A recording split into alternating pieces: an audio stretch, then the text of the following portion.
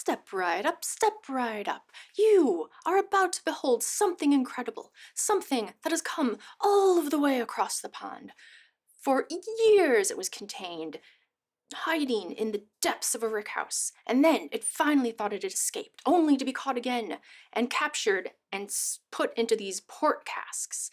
And there it was contained, and it stayed longer, getting more and more angry in its captivity, only to finally break free, rush all the way across the entire world, and you, my friends, are about to behold something spectacular. Sorry, I couldn't contain myself. It's just such a fun theme. One of my favorite things about Ardbeg is their sense of humor, right? Like they really like to enjoy themselves, and they come up with these really clever and fun themes for their different whiskeys. So no, you didn't wander into a circus on accident. You have in fact come back to the Little Black Whiskey Book. And today we have the Spectacular from Ardbeg, one of their releases for Ardbeg Day, which they do every single year.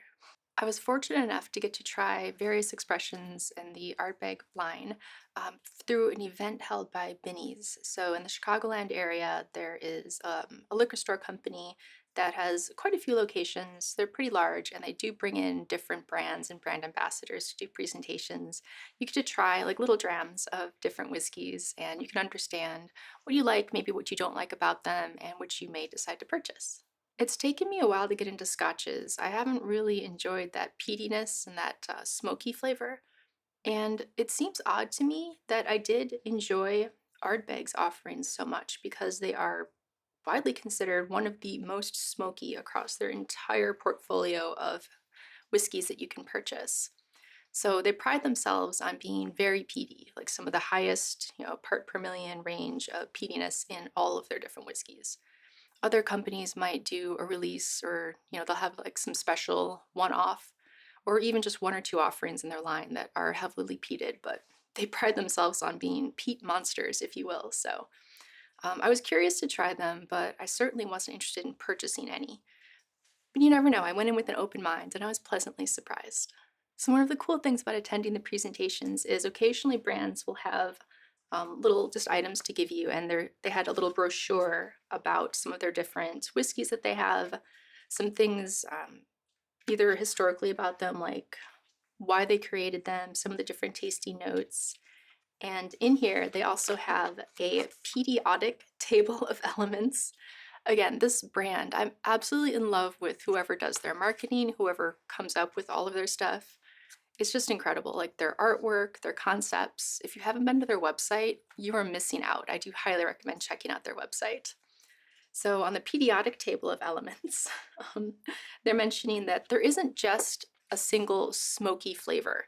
And that's one thing that really was a big takeaway for me when I left this. It was kind of a class or presentation.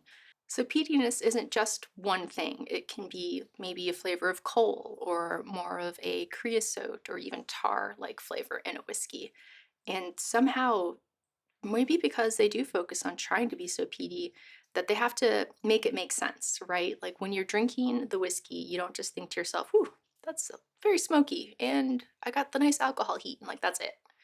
A lot of whiskeys I do find myself, or a lot of scotches that are heavily peated, I have a hard time picking out notes and just noticing things about them other than the heavy smokiness. Now, some of that's practice. I have been trying more scotches, and on a recent trip to Scotland, really made it a focus to try as many as I possibly could and really learn more about scotches. What's funny is I'm pretty sure this presentation for Ardbeg was like a couple days after I got back from Scotland, so I was primed and ready. With that, let's get into it. Let's pour some.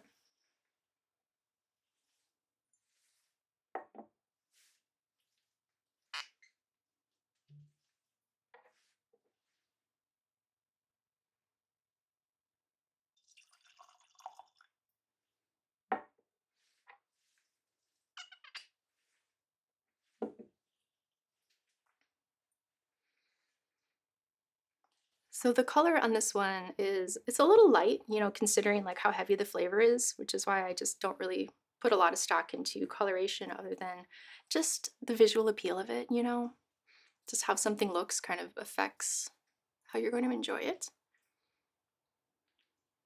So this is very light amber shade.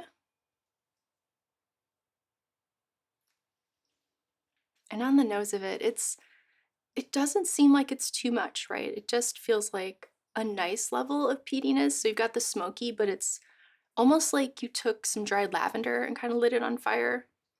Like it's vaguely floral along with the peatiness.